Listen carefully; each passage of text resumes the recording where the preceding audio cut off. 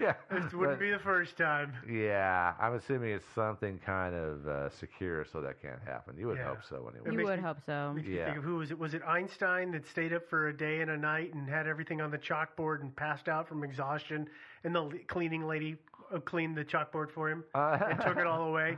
That may not be a real story, but it may not have been Einstein, but I swear I've heard that before. I can imagine that. That's why they put "please don't erase" or on those things. But yeah, I could.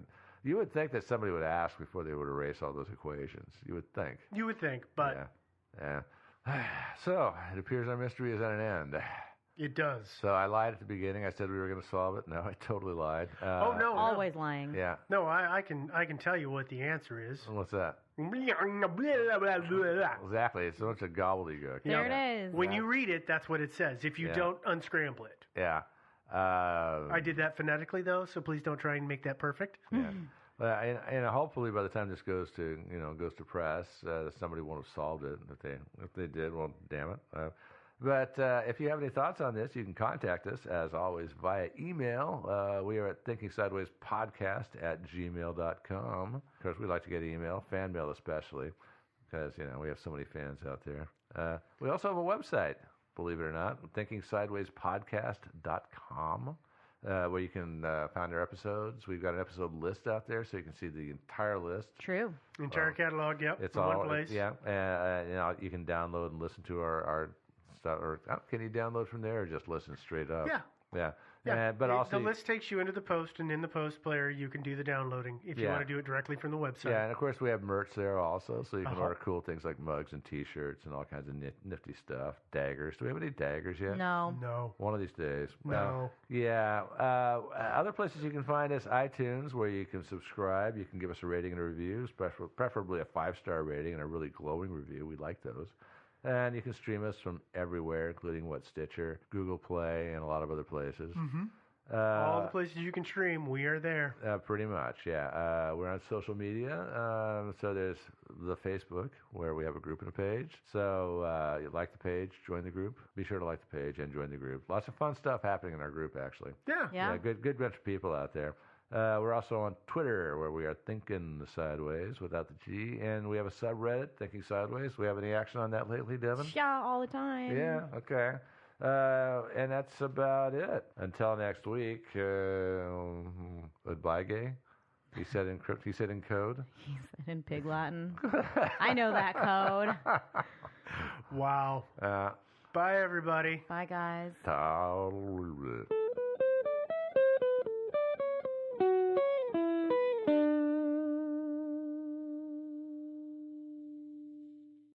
Thinking Sideways is not supported by carnivorous butterflies. Instead, it's supported by the generous donations of our listeners on Patreon. Visit patreon.com/thinkingsideways to learn more. And thanks. Thinking Sideways. I don't understand. Does not compute. You never know. Insufficient data to formulate a decline. What? Stories of things we simply don't know the answer to. Well, hello there. Welcome again to another episode of Thinking Sideways. I am Joe, joined as always by my co-hosts, Devin. And Steve. Ha-ha. All right. So you guys ready to talk about a mystery? Yeah. Sweet. Yeah. Yes. We haven't done it in a while. Yeah, you like It's this been one. days. This one's got lots of... It's been literally days. It has been days. It hasn't even been a week. Nope. Yeah, okay. Well, so this week, we haven't done a nice bloody one for a while. So this is a bloody one. You're going to make us do a bloody one. Yep. All right. Yep. We're going to talk about the Atlanta Ripper, a serial killer in the early 20th century that probably most of you have not heard about. I hadn't beforehand. I didn't hear about this until pretty recently, actually. How did you hear about it? I don't remember. Was it like mysteries that'll make you like poop your pants? Probably something like that. I was doing some random Googling, just looking for fun new mysteries, and I don't remember, to tell you the truth, exactly where I stumbled across this one. Just somewhere. But yeah, that was kind of interesting. Okay. Yeah.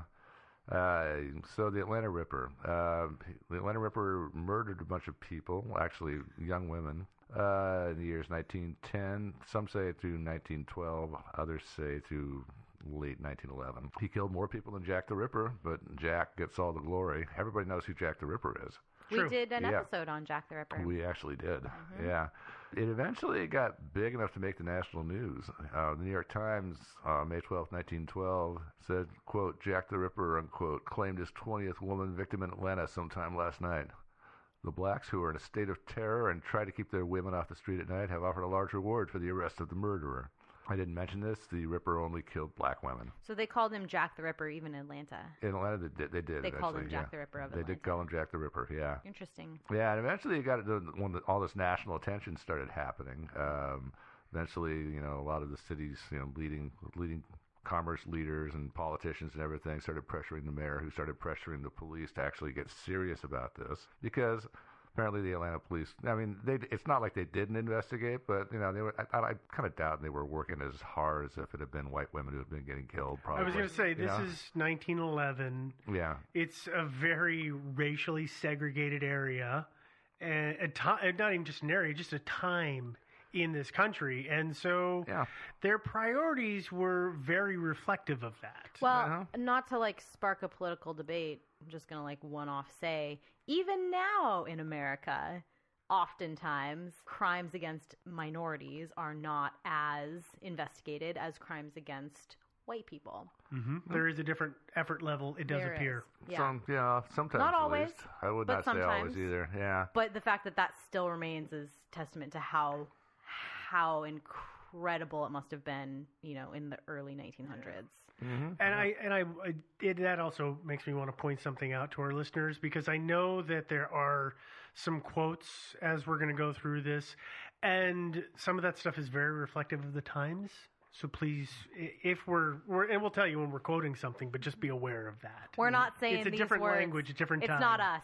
Yeah. Don't worry. Yeah. All right, here's what's known about the Ripper, or at least if you go out and look up the Ripper on the web. He killed his victims every Saturday night like clockwork.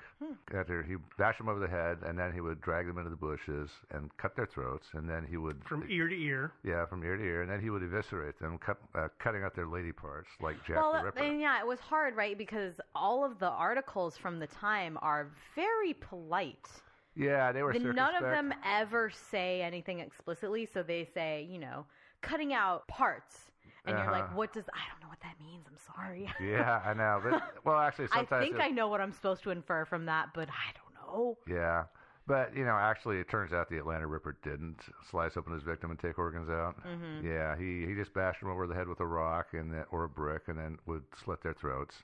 In one case, this is the last really confirmed victim, he did actually remove the victim's heart. Yeah. Mm-hmm. Yeah. But it was the last case, right? Probably the last case. So likely the highest escalation that we will have seen. Probably, yeah. And we don't actually know how many women he killed.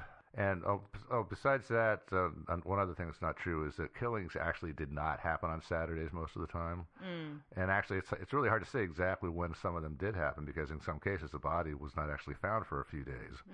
And back in those days, the state of medical science was not such as it is today. And even today it's kind of vague sometimes. If a body has been sitting out for several days, it makes it a little more difficult to pin down an exact time of death. Yeah, Totally. especially in a hot place like Atlanta. Oh yeah, hot muggy place. Hot muggy right? place. Yeah.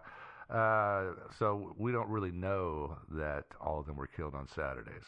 Now again, we don't know how many women that the Ripper murdered. So what's the? There's a number here. I know that there's a range that are believed to be committed by the Atlanta Ripper. Yeah, if you read the papers, there's something between 19 and 21. Okay, yeah, because I remember it being hugely high, and I was like, how have we not heard of this? Yeah. I know. It's a lot more than Jack the Ripper. Of course, Jack the Ripper was killing white people, so maybe that's why, it's still a well-known thing. And also, there actually is more documentation about Jack the Ripper than there is about this guy. That doesn't really surprise me that much, I guess. Yeah, so I guess our mystery here is, well, who was the Ripper? How many people did he really kill? And did he actually even exist? Because at the time the killings were happening, this was between late 1910 and mid-1912, a lot of people in Atlanta didn't think there actually was a serial killer, and all this head bashing and throat slashing was just random murders happening. Well, and there was a number of cases that were attributed as being Ripper cases that it was really there was a lot of assumptions made to say that the MO was the same.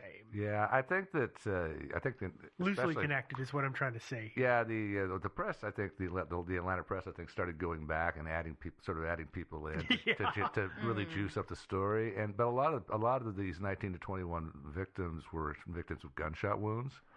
And stuff like that, and so there were stabbings rather than bashings and slashings. Yeah, stabbings, but not throat slitting and all that. So, which doesn't necessarily mean it wasn't him. I mean, maybe you'd like to mix up his MO a little bit. I don't know.